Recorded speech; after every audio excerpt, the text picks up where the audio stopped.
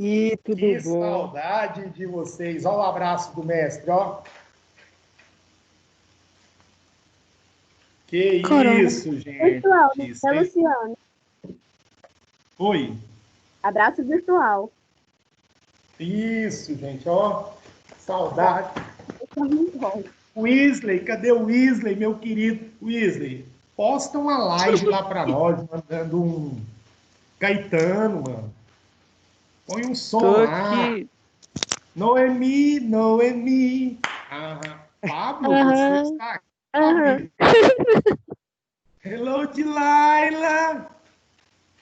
Hello, Tudo bem, Delilah? tudo Que bom ver bem? você. Nossa, esqueci de printar outra aula, que bosta. Galera, estamos aqui para mais um momento, né? Tudo bem com vocês? Tudo em paz? Tô com frio. Nem me Tudo fale, ó. bem. Com fome. Nariz está gelado. Bom, que beleza. Temos aqui no momento 58 participantes, 58 ouvintes na linha, neste veículo de comunicação. Olha, senhora Boaventura, você está aqui? Fala sério em Cibele. Nossa, tô com vergonha da Cibele. Cibele, Brenda, senhorita Quintiliano, David Bryan, internacionalmente conhecido, Deliane, dominadora das redes sociais de Ouvidor, que é isso aqui? Gabriel Marques, ô Gabriel Rodrigues, Giovana, Guilherme Moraes, tem um Guilherme aí, né? Não sei o que lá, Moraes, um cantor, né? Tem também. É Beleza, o Guilherme beleza, Santos. beleza. Como é que é? Tem o Guilherme Santos de automação. É o que você acabou de ler o e-mail aí. Guilherme Santos, só o ouro, automação na área. Os meninos bons aqui, ó. Natália Cristina é a minha amiga de ouvidor lá das Cavalgadas. Camila Roça. Tá impressionante, né? As mulheres acordam mais cedo mesmo. Tem mais mulher do que homem. E aí, Luciano? Vai dar uma Tô raça bom, e eficiente. vocês? Tamo Vocês jóia. estão bem, né? Tirando esse frio da massa polar atlântica que está influenciando aqui no centro-oeste, tudo muito bem. Nada que um quentinho não resolva. Beleza? Bom, galera, o que nós vamos fazer aqui hoje? Cri, cri, cri. Só um minuto. Filha. Hã? Pode trocar. Espera aí. Pessoal, vocês estão com a apostila na mão aí? Apostila 5. Sim. Vocês já Sim, resolveram o exercício das 75, 76 e 77? Calma. Oi? Qual é a página? 75, 76 e 77. Nós vamos acabar com essa apostila hoje. Tá, calma aí. Quem não tiver com a apostila, pega ela aí por gentileza. Vocês podem começar essa resolução aí, porque eu vou fazendo a correção com vocês. Vou te dar 5 minutinhos para ir no banheiro, para pegar o material e começar, porque eu também preciso de 5 minutinhos. Beleza? Beleza. Beleza. Então aguenta aí, pega o material aí, apostila 5, última página lá, últimos exercícios, 75, 76, 77. Eu já volto.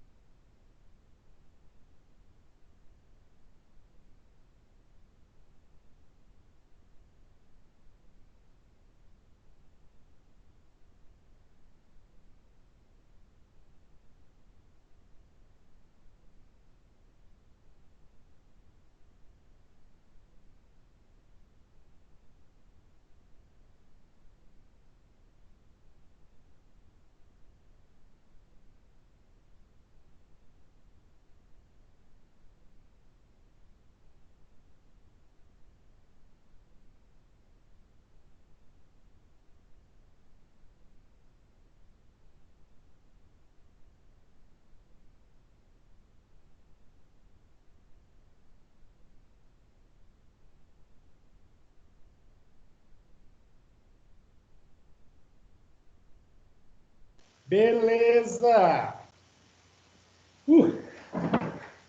Fácil não, viu? Papai, babá, professor. Vamos lá, então. Quem está comigo?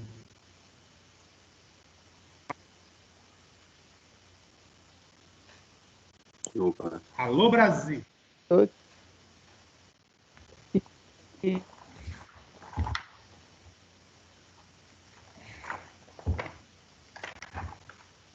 Pessoal, vamos fazer essa correção para hoje e já vamos entrar no nosso próximo assunto, né? Nós trabalhamos isso aqui no último encontro, né? Falamos disso, falamos aqui. A Giovana fez questionamentos e agora nós vamos responder. Bom, nada aqui de novo, né, gente? Brasil, grande país agroexportador, pecuária forte, agricultura forte. E aí, lá na página 75, nós temos o nosso primeiro exercício. Aqui nós temos a pecuária. É interessante a pecuária aí, para você dar uma grifada. Os principais rebanhos do Brasil hoje são. Aí vem as aves, os bovinos, suínos, caprinos, equinos e bubalinos. Tem gente que tem dúvida do que sejam os bubalinos, né? A classe aí dos equinos e tudo mais. Então é importante você dar uma olhada nisso. E aí nós temos as atividades. Posso começar com a primeira? Página 75? Sim. Alguém já respondeu? Já. Até acho que na última aula nós falamos isso aqui. Nas últimas décadas, o feijão, a mandioca e o arroz tiveram taxa média de crescimento muito baixa, às vezes até negativa, mas alguns produtos, como a laranja, a soja e a cana, tiveram um crescimento elevado. Explique o porquê das diferenças entre os dois conjuntos de gêneros agrícolas. Aqui nós estamos falando daquilo que falamos aqui da agricultura de pobre e agricultura de rico, né? Enquanto os três primeiros são voltados para a alimentação da população nacional, no caso, o feijão, a mandioca e o arroz, os três últimos destinam-se à exportação ou à transformação industrial, que é bem mais lucrativo no modelo selvagem de desenvolvimento do capitalismo no Brasil. Então, os outros produtos, que no caso é a cana, a soja, a cana e a laranja, são produtos de exportação, né? Não são produtos básicos da população brasileira, básico da alimentação. Então, eles se tornam mais caros numa economia dolarizada, como é a nossa hoje, nesse desenvolvimento do capitalismo. Então, nós passamos a produzir para exportar. Isso vai gerar um desequilíbrio, viu, gente? Por exemplo, o Brasil, quando foi o maior produtor de etanol, nós aumentamos a área de produção de cana, mas diminuímos a área de produção dos gêneros básicos, como o arroz, mandioca, feijão, o milho, tá? Então, de tudo, não vem ser muito interessante essa questão de ser o maior produto exportador, mas não atender às necessidades básicas da população nacional. Não adianta você ampliar as áreas de cultivo da cana para o comércio internacional e esquecer do comércio local, das necessidades básicas da população, tá? Isso é um dos agravantes aí dessa agricultura moderna para exportação. Explique a diferença entre rural e agrário. Luciano, qual a Exemplos de página, por atividade. favor? Eu estou na 76. Obrigada. Para construir. Alguém já respondeu e queira responder aí para nós?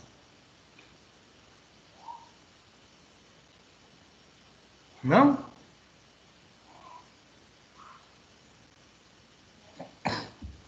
Então vamos lá. O que vocês acham que pode ser rural e o que pode ser agrário?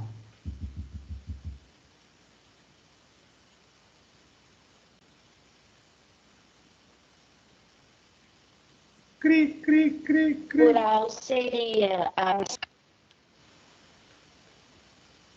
Pois não?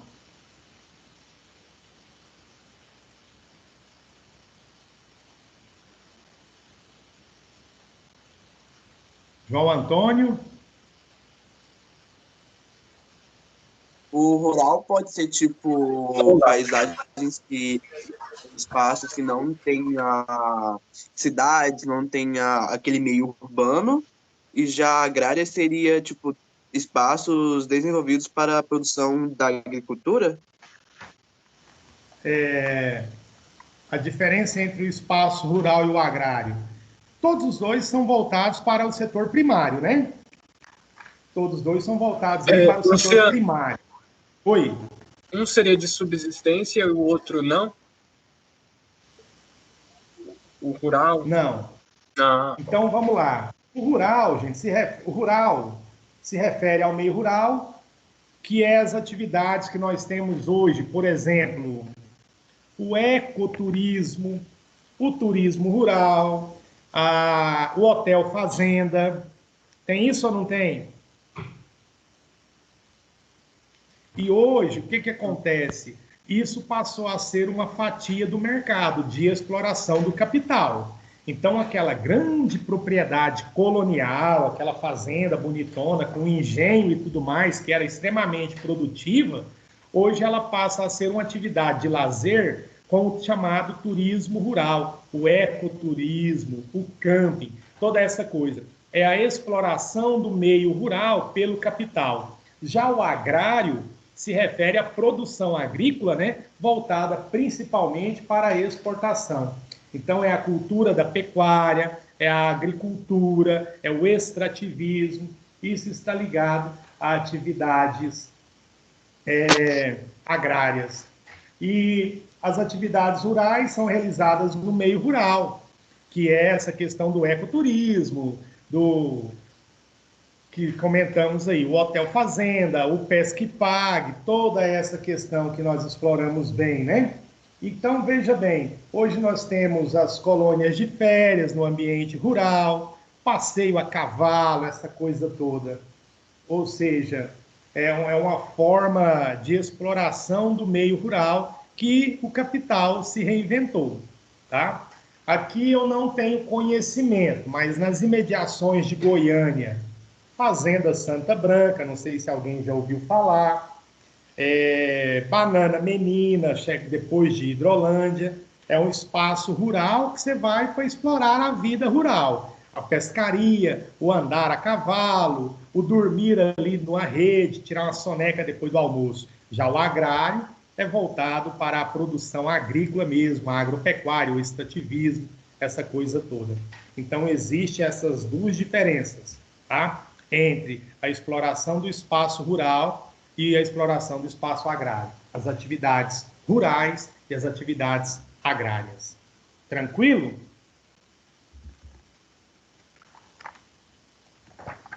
Beleza, vamos lá. Tranquilo. Bom, essa pergunta aqui, a 2, é uma resposta pessoal, né? De acordo com a Agência Brasil e com o Censo Agropecuário 2006, o período de 96 a 2006, houve a substituição de áreas de pastagens por lavouras, em razão da progressiva inserção do país no mercado mundial. A produção de grãos, especialmente a soja. Outro dado em destaque é o aumento da participação relativa na área de lavoura em relação às áreas de pastagens e de florestas. Como é possível perceber, é grande a importância da produção agropecuária e da agroindústria brasileira voltada para o mercado externo. O texto. Você acha que o governo e os empresários deveriam também priorizar a produção voltada ao mercado interno? Quais aspectos positivos isso poderia acarretar no país? Olha que interessante e que atual essa questão. Nós estamos vivendo um momento pandêmico, né? Fala sim. Sim. Sim, Sim. sim. Isso, muito obrigado. E nesse momento de pandemia tem fortalecido muito os laços solidários na sociedade brasileira. E recentemente saiu uma campanha para a gente fazer o quê? Fortalecer o comerciante local. Vocês já viram isso? Priorizem o pequeno Empreendedor. comércio. Hã? Pequena empresa. É. Isso, a pequena empresa, a empresa local. Porque, gente, é a hora de todos darmos as mãos, né? E fortalecer o local do que sair daqui para ir fazer uma compra lá no Martins, em Uberlândia, em Araguari.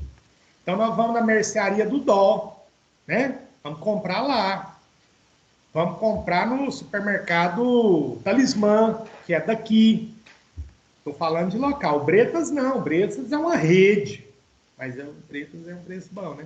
Então, mas tudo bem. Então, assim, essa questão nos leva a essa reflexão também para a atualidade. Porque, você acha que o governo e os empresários deveriam também priorizar a produção voltada para o mercado interno? É claro que sim, gente. Nós vivemos isso recentemente, no final do ano passado, viu, Dalila? Viu, Ana Clara? Quando a China falou assim, vamos comprar a proteína brasileira. Abriu as portas para a carne brasileira, que tem excelente qualidade. O que aconteceu com o nosso mercado interno? O que aconteceu com o preço da carne? Aumentou. Subiu e subiu muito. Por quê? Porque priorizou o mercado externo e aí faltou para o mercado interno. Lei da oferta e da procura. Quanto menor a oferta do produto no mercado, maior é o seu preço. É o que está acontecendo agora com o etanol. Pô, mas tá barato, hein? Quem já abasteceu de R$ 3,49, agora está R$ 2,48 em alguns postos, R$ 1 mais barato. Mas por quê? Diminuiu a circulação de veículos, o povo está ficando em casa, os postos têm que escoar a produção, a safra da cana foi recente, então o preço vai lá embaixo. Então, nesse caso, é uma resposta pessoal, sim, mas você já tem uma linha de pensamento aí para poder responder essa questão. E, né? Deu. Deu. Questão número 3. Alguém já respondeu e quer compartilhar?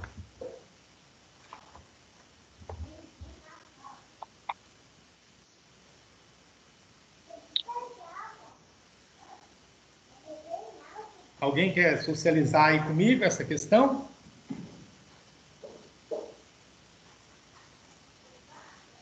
Cadê a Andressa?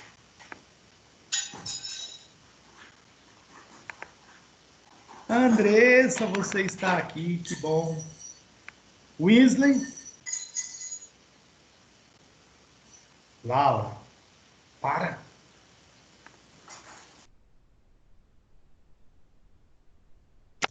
Tô aqui.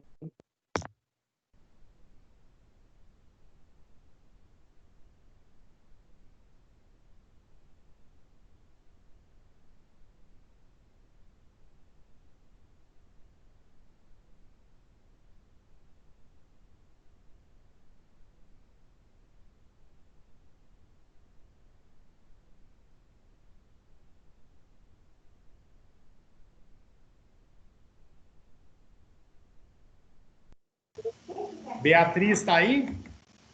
Estrutura fundiária, está lá na página 67, Denomina-se estrutura fundiária a forma como as propriedades agrárias de uma área ou país estão organizadas. Isto Oi, Luciano. seu número. Oi, tudo bem? Dia. Bom dia. Seu tamanho, sua distribuição social. E aí nós temos uma tabela abaixo aqui. Para você responder a questão, isso já te ajuda muito, mas você pode, né? Estrutura fundiária é a dimensão e a distribuição social dos imóveis rurais. No Brasil, essa estrutura está muito concentrada, nós já trabalhamos isso lá no primeiro ano, a concentração fundiária no Brasil, há muita terra na mão de poucos e pouca terra para muita gente, né? Ao lado de...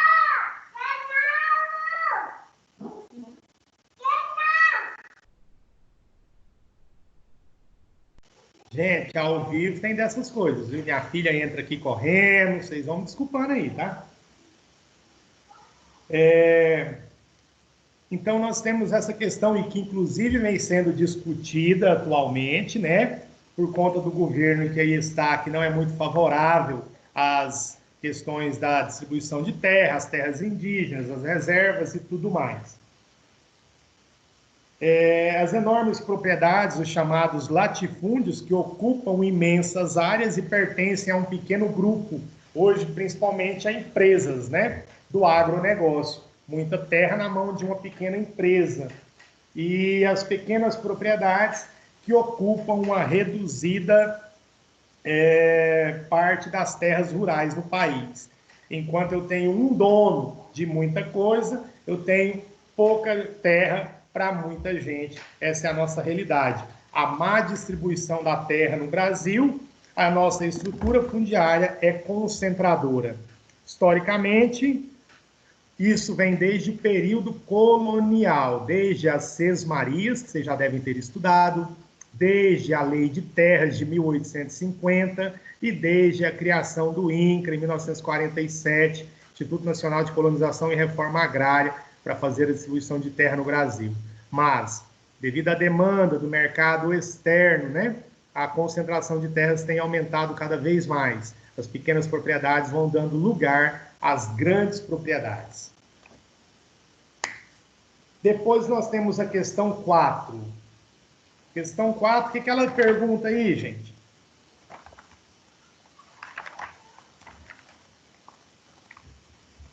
Questão 4. Faça uma relação de 15 gêneros agrícolas brasileiros, classificando-os em 3 tipos.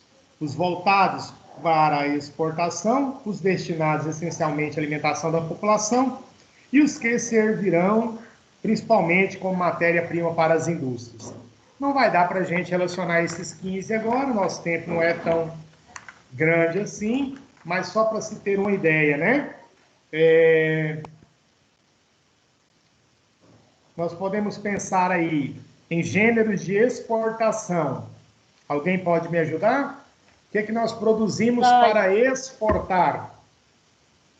Soja, laranja, Soja, laranja, milho, café, cacau, algodão. Isso. Alimentação nacional, alimentação da nossa população. Não pode faltar um arroz, Feijão. mandioca, batata. Exatamente. Para uso industrial. minério, O fumo, cana-de-açúcar, a soja, o algodão, o agave, o sisal, a menta e etc. Né? Além da uva, o Brasil tem se tornado um grande produtor de vinho, principalmente lá na Serra Gaúcha, né? Como também no Vale do São Francisco, Luciano. tá? Oi. A banana também cai nessa da indústria? Só porque o Brasil é a República das Bananas, não, nós compramos banana, principalmente da Costa Rica e da República Dominicana, viu? Entendi, então é Deixamos de ser a República. Hã? Então é importação. Isso. O Brasil deixou de ser a República das Bananas. Bom, depois eu tenho aí os gráficos, né? A questão número 5. Falando sobre a soja na Amazônia, observe os gráficos abaixo, identifique a correlação entre eles e comente-as. Essas coisas também vocês vão fazer aí no posterior, algumas questões. Como o desempenho de um afeta o outro? Desmatamento na Amazônia, área plantada de soja. Ora, gente, é muito claro isso aqui, né? Quanto mais eu aumento a área de plantio na região da Amazônia, mais eu vou ter o quê? Mais desmatamento para ampliação dessa área de cultivo. Por isso que dos anos 90 para cá, quando o Brasil se torna um grande produtor de soja, nós vamos ter a ampliação do arco do desmatamento. O arco do desmatamento, deixa eu achar ele aqui para você. O arco do desmatamento na região norte do Mato Grosso, sul do Pará e do Amazonas ali. Tá?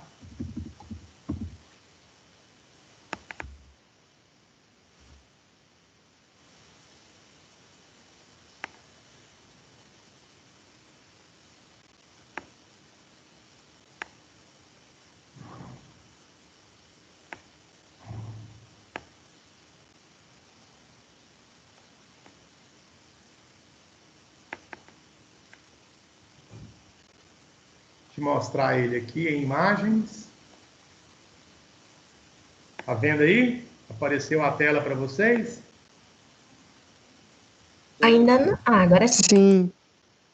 Bom, quando você ouvir falar ou ler uma questão que vai se referir ao chamado Arco do Desmatamento, é essa área aqui, ó, região de floresta amazônica, né, que tem aumentado muito por conta da expansão do plantio de soja.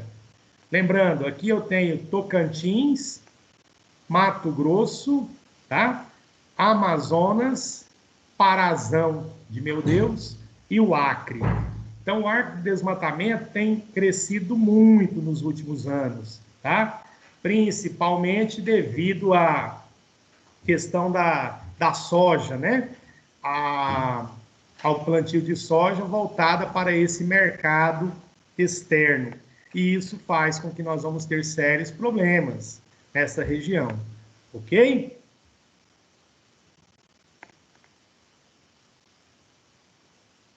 Ok, tudo bem. É a chamada expansão agrícola, viu? Também.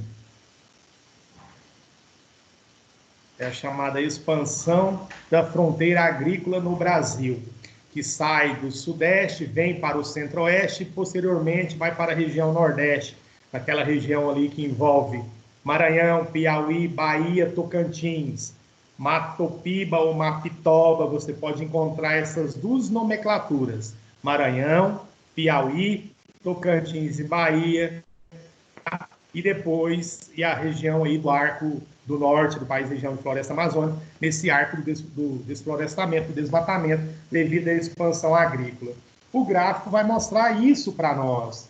Quanto maior a área plantada, maior é o índice de desmatamento para atender essa demanda aí do mercado, tá?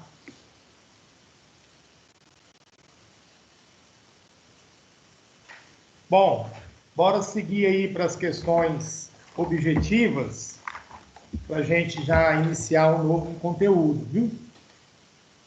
Os gráficos vão mostrar que a relação direta entre o desmatamento na Amazônia e o aumento da área plantada de soja. Quando ocorre queda no desmatamento, há também a redução na área ocupada com soja na região. Embora haja forte evidência, os dados do gráfico não permitem afirmar que o desmatamento ocorreu para dar lugar à plantação de soja, porque também nós podemos ter aí a questão da pecuária, tá? Gente, na sequência, para aprimorar o número 1, letra A e B, eu vou deixar para vocês resolverem aí, depois qualquer dúvida pode me questionar. E vamos para as questões objetivas desse capítulo. Quero terminar ele agora para a gente já seguir para o próximo. Luciano, Pois não. acho que alguém mandou uma pergunta no chat. Oba, peraí.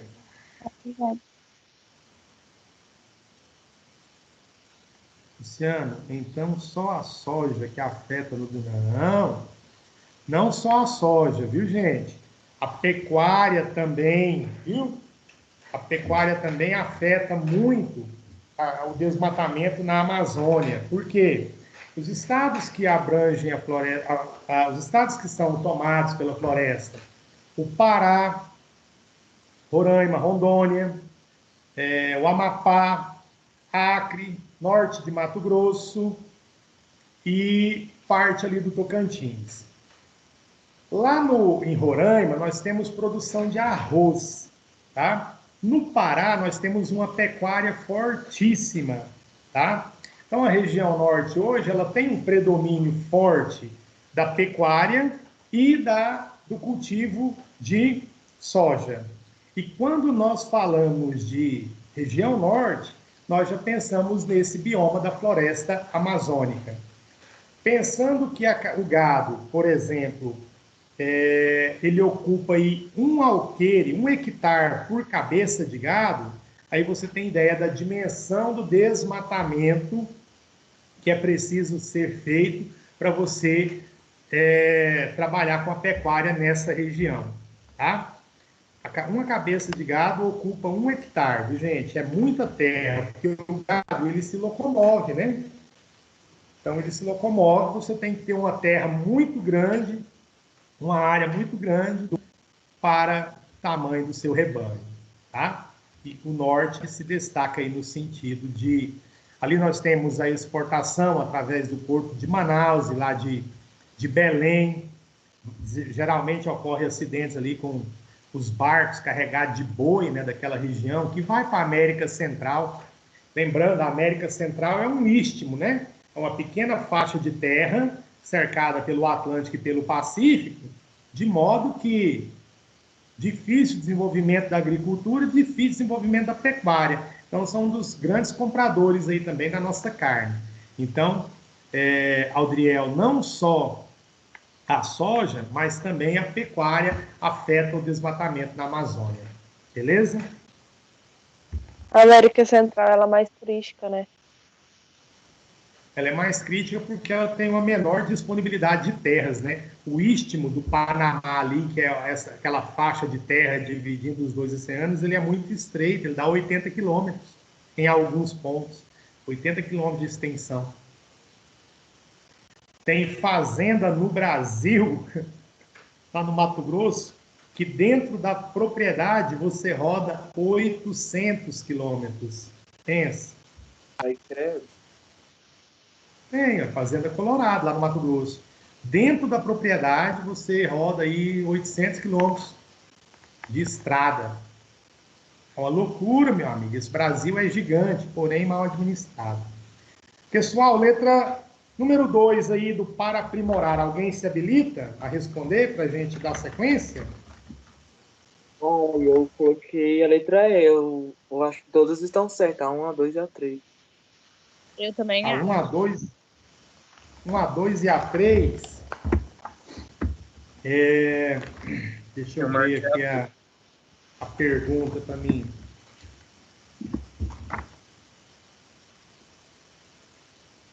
Peraí.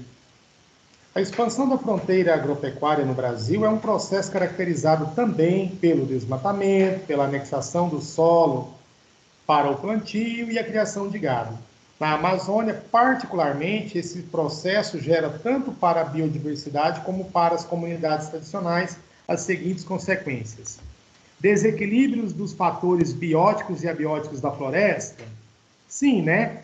Bióticos e abióticos, tá? Todos eles, esses dois fatores aí são afetados.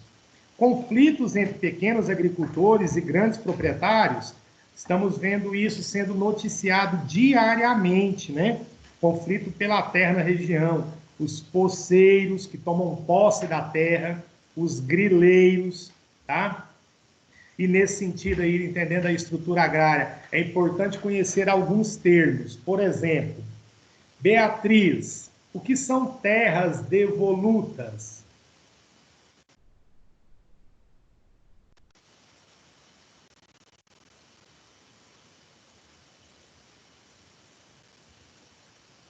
Beatriz está aí?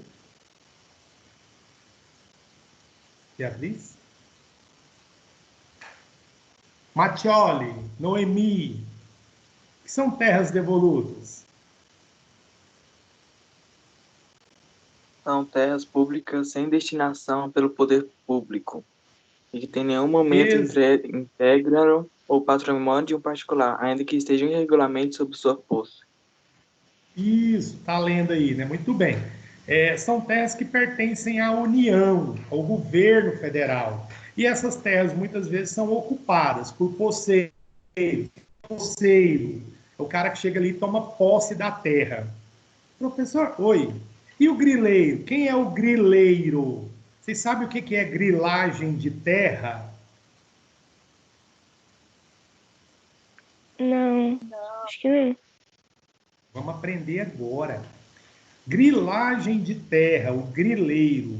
O cara chega lá no norte, pega uma vasta terra lá, demarca ela, cerca, documenta ela num cartório, tudo na ilegalidade, viu, gente? E aí ele coloca ela, o papel, o registro, a escritura, numa caixa de papel, numa caixa de papel ou de madeira, e espera a ação natural do tempo e do grilo. O que o grilo faz? O grilo vai mijar, o grilo vai roer aquele papel, e isso dá a impressão de que aquela escritura é antiga. Isso é grilagem de terra. Isso é, gente, uma situação que é recorrente no Brasil. Você faz um documento hoje no cartório, coloca aí numa caixa de papel, um papelão de madeira, deixa o grilo agir. A hora que a justiça chega, você apresenta aquele documento com aspecto antigo, que o grilo roeu, o grilo mijou nele, o papel está todo... Meu Deus! Isso é grilagem de terra. Depois vocês veem Então é aí. tudo falsificação.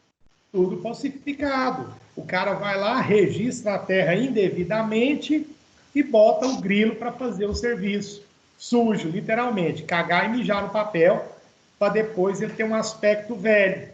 Pega aí uma certidão do Meu nascimento. Deus! Se tiver jeito de mostrar a minha para vocês, eu ia mostrar para vocês verem. Vocês veem se fosse um documento. Claro, minha certidão do nascimento é de 1900 e pouquinho, né? Se eu mostro ela aqui, ela tem um aspecto antigo. Isso é o que se faz. Isso é o que chamamos de grilagem de terra. E acontece muito na região norte. Tá? Mas quando você não vai no cartório e faz esse reconhecimento de terra, não coloca a data, não? Exatamente. Mas você coloca qual data? Mas Se não é tudo a pessoa lá que faz? Hã? Mas não é a pessoa lá que faz do cartório?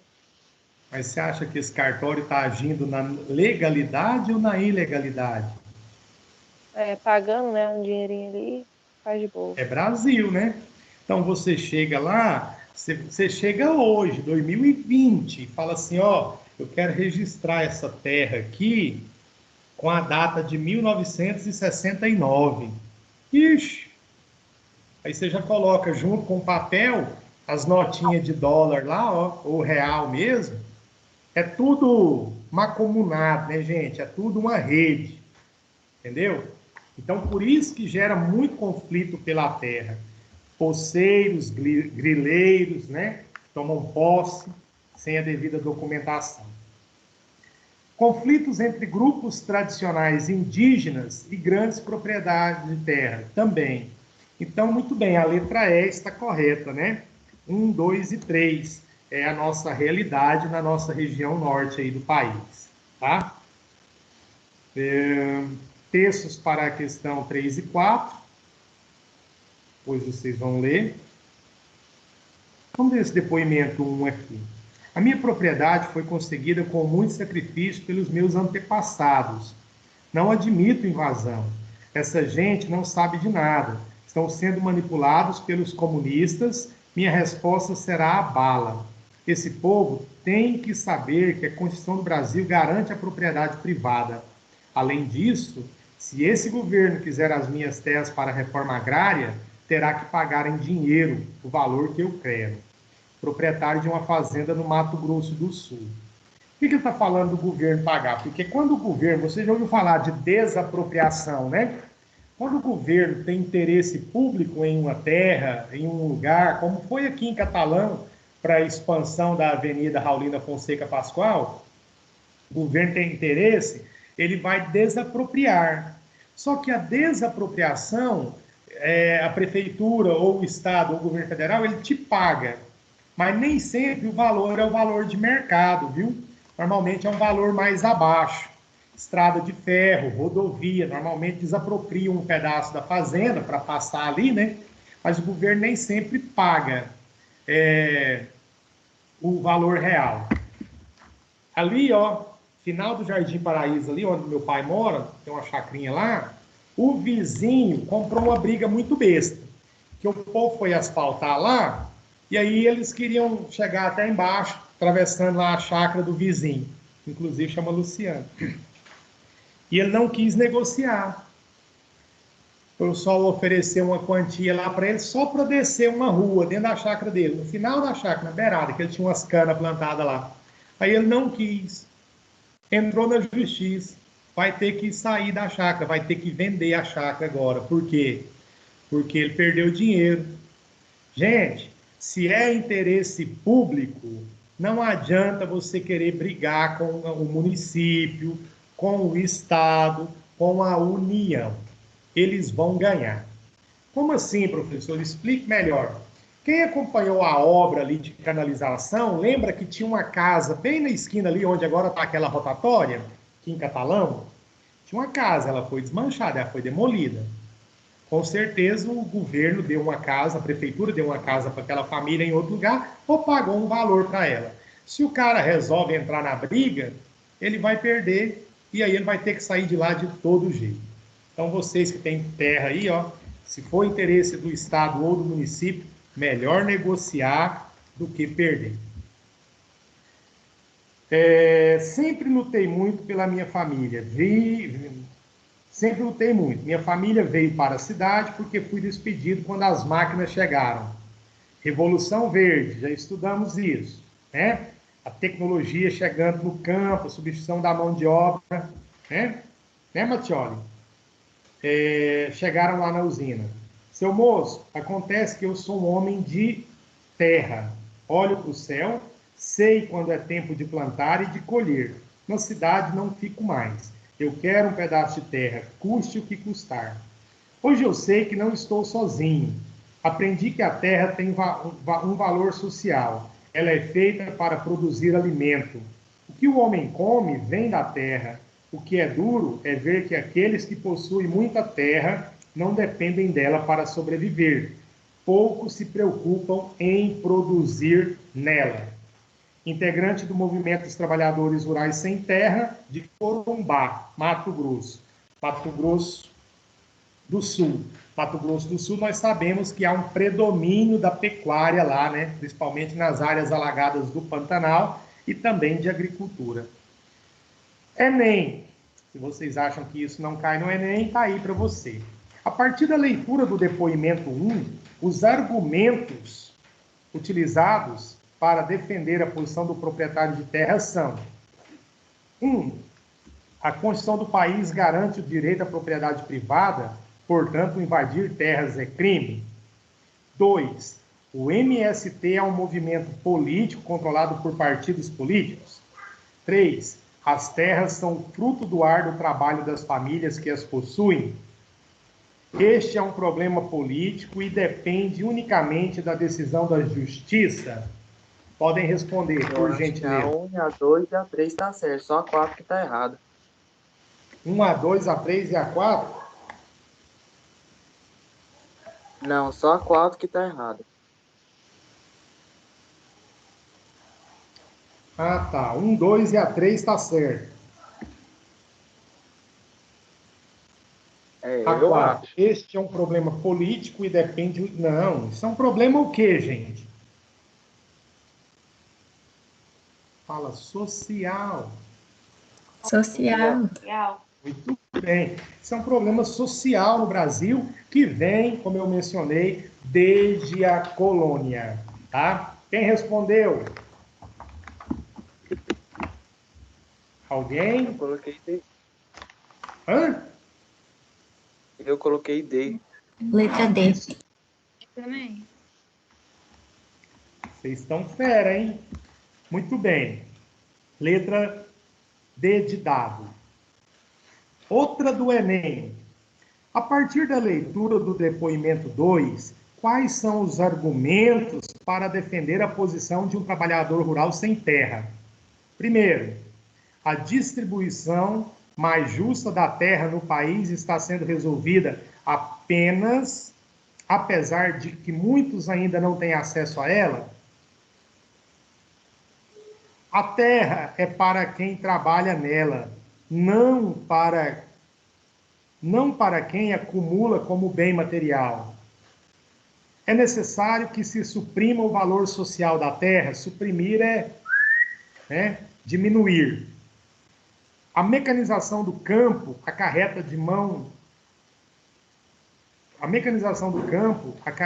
a dispensa da mão de obra rural. Quem respondeu? Eu acho que a letra A, só a 1 está certa, hein?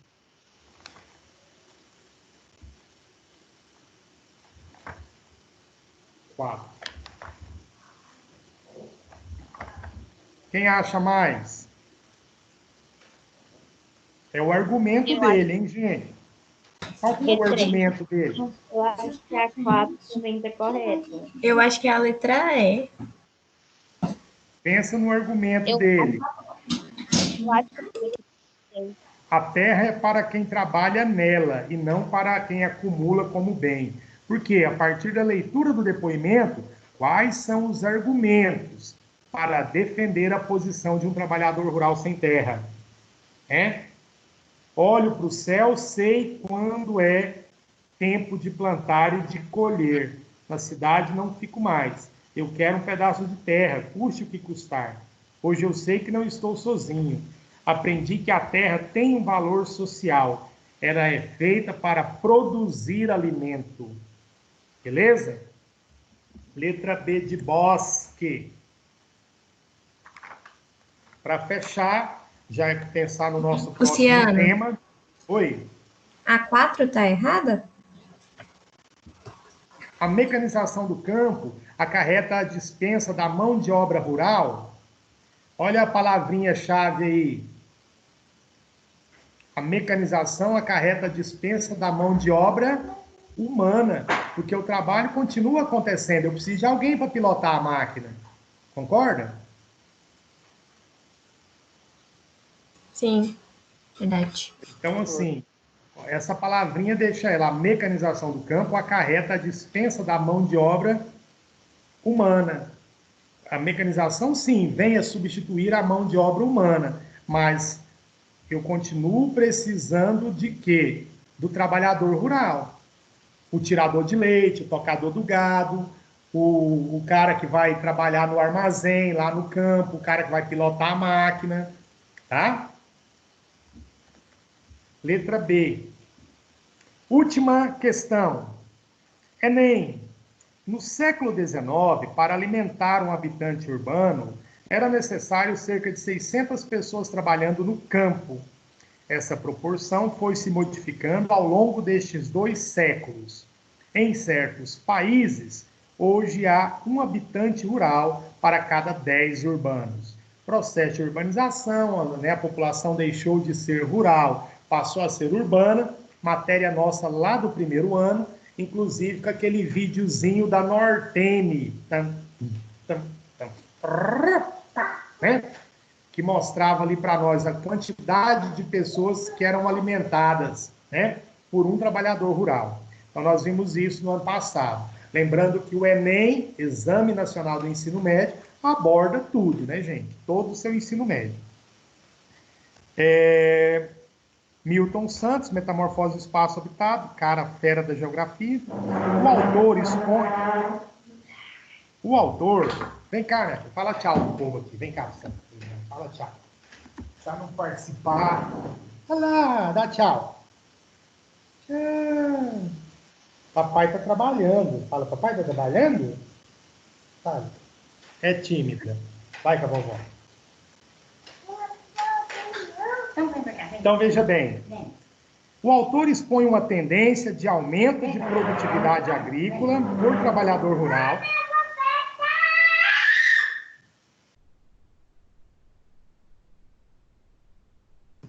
Momento Laura na nossa aula. O autor expõe uma tendência de aumento de produtividade agrícola por trabalhador rural, na qual menos pessoas produzem mais alimentos, que pode ser explicada? Alguém respondeu? Eu coloquei D. Não sei se está certa, não. Quem mais? Pela exigência de abastecimento das populações urbanas que trabalham majoritariamente no setor primário da economia, o setor primário da economia é o setor rural, né? Agrícola.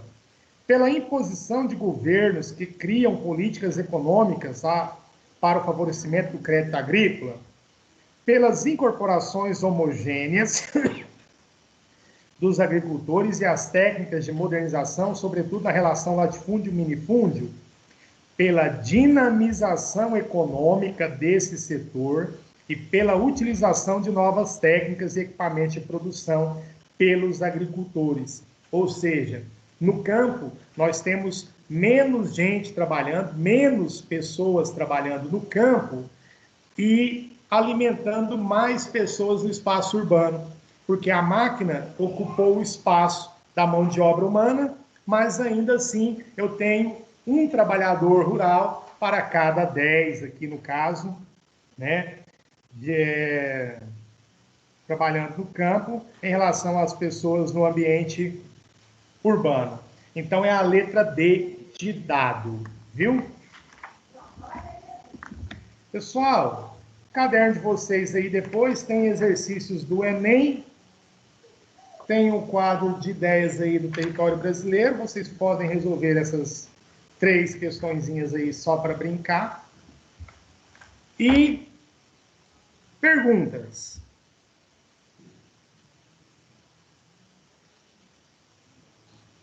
Perguntas? Acho que tá de boa. Tá tranquilo.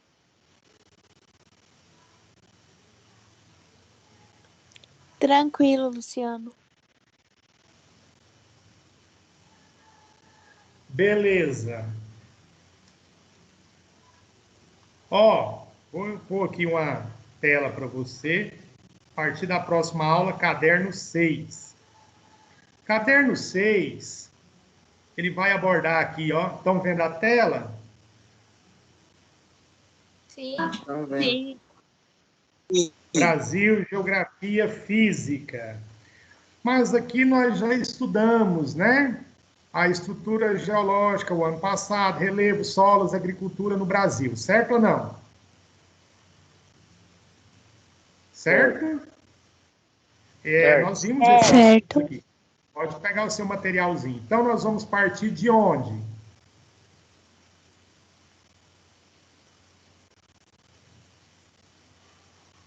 Espera aí. Nós vamos partir aqui, ó, dos biomas. A gente viu bacia hidrográfica também, no ano passado? Alguém se lembra? Não, né? Eu acho que a gente viu um pouco. Não, mas temos. Hã? Eu acho que sim. Eu acho que a gente viu um pouco sobre. Eu também acho.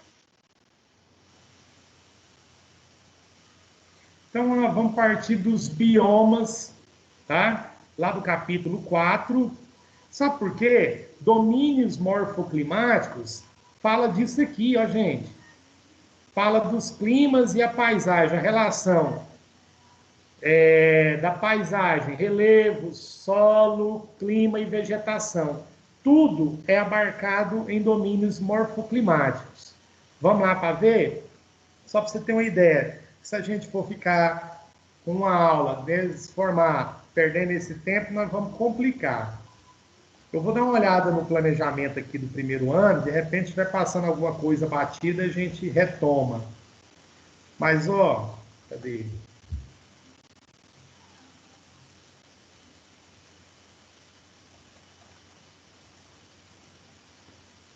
Domínios das araucárias, domínio do cerrado. Aqui vai falar de tudo, né? Ao clima tropical típico, a vegetação do cerrado, a presença e semelhança com savanas. Então, aqui já abrange toda aquela questão lá climática de relevo, vegetação e tudo mais. Então, aqui já abarca tudo, ó. Compreender os elementos da paisagem natural, formados conjuntos de ecossistemas integrados, tá? Aí aqui nós já vamos fazer um estudo de tudo junto e misturado. Beleza pura? Beleza. Beleza pura. Porque ali, ó, nós vamos falar de estrutura geológica. Nós falamos mesmo ano passado das bacias hidrográficas. Estou lembrando aqui. Então, se a gente for voltar nisso aqui, nós vamos perder tempo com coisa que já foi vista. Como eu já disse, né, o material ele repete conteúdo no primeiro, no segundo ano, e isso é muito chato. mas aqui nós vamos falar de tudo. Eu vou, talvez, falar alguma coisinha aqui de fenômenos climáticos dentro de cada um dos biomas. Climograma a gente viu ano passado, não foi?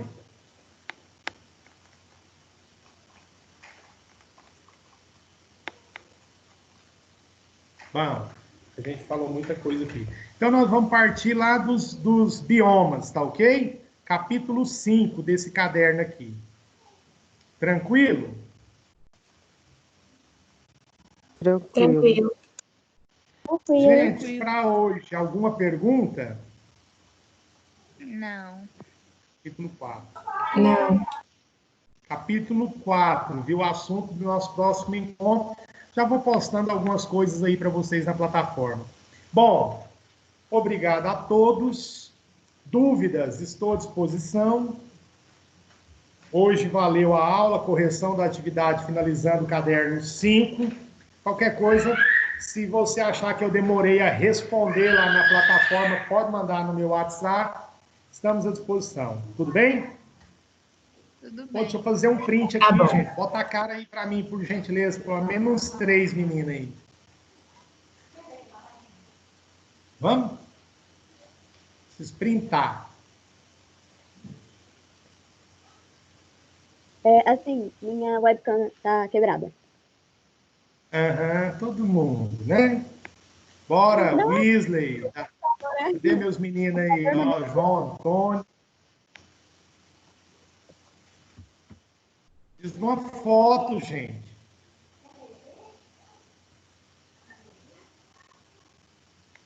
Meninos, uma foto valendo 10 pontos na processual. É sério, Que minha isso? câmera tá Pode tirar, então, hein?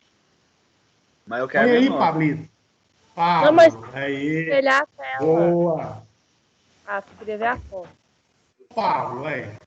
Fala, João. Saudade, meu querido. Só um minutinho, gente. Deixa eu copiar ali. Ai, ai. Matioli, cadê tu, Matioli? Peraí. Eu tô aqui.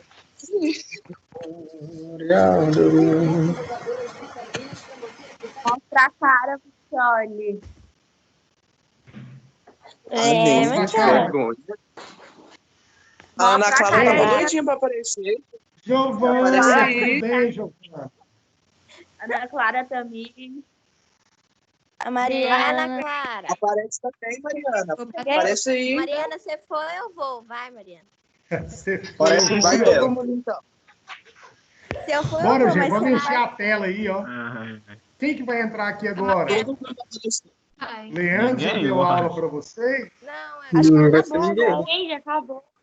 Ah, então, gente, muito obrigado, aquele abraço. João Antônio, bom te ver, hein? Giovana, Tchau. obrigado a vocês. Ó, estamos à disposição, viu? Quiser bater um papo, não só sobre o conteúdo, mas falar aí das angústias, estamos aí. Manda um zap, vamos trocar uma ideia. Nós só não vamos encontrar, mas vamos conversando. Um abraço a todos, continuem firmes aí no seu propósito, vamos vencer esse ano letivo, vocês são vencedores, tá? Ah, um recado para automação, fica ligado na Geek, viu, galera? Vocês estão deixando a desejar lá na Geek. Giovana, manda um recado para Ai, turma. tem geek lá. Andressa, Ai. Tem geek lá. teve, meu filho, já remarquei para automação, viu? Pablo, inclusive, está na minha lista.